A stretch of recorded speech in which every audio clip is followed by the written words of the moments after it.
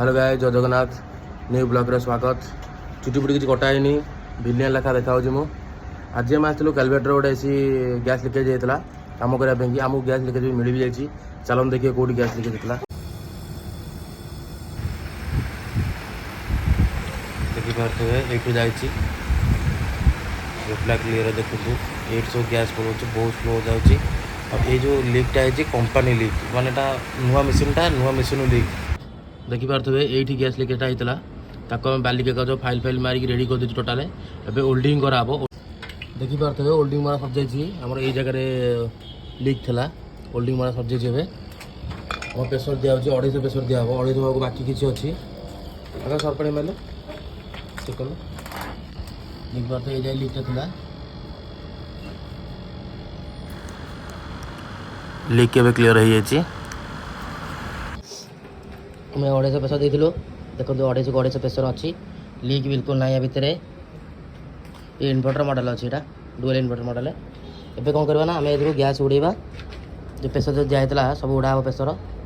तापर वैक्यूम हम तापर गैस चार्जिंग हम ये देखिपे गैस दिया 32 गैस अच्छी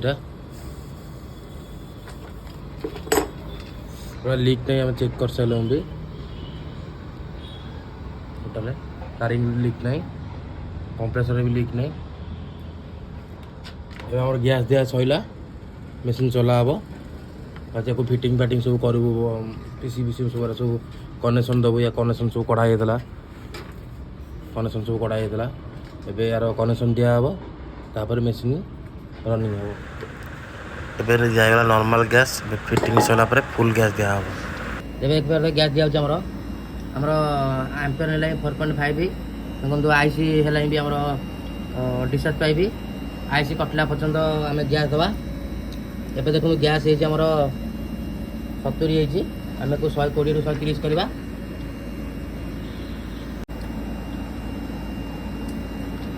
ता सहित एम्पियर भी बढ़ गैस दिया सहित एम्पियर बढ़ देखिपार तो आईसी भी कटि आसला एम्पियर आम 6.1 6.5% जीव जेहेतु 1.5 टन अच्छी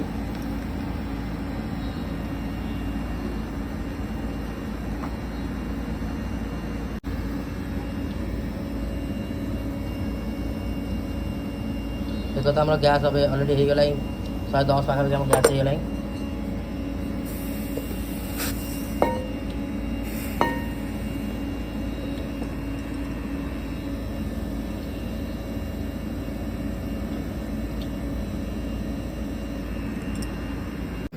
देखिपे गैस होगा आमर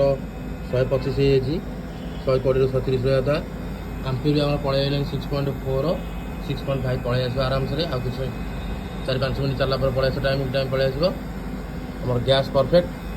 एम्पियर परफेक्ट है कंडीशन देखते एसी एसी सर्विसिंग भी हो जाए वाटर सर्विसिंग भी हो कम सरला यार ये भिडियोटी थी आमर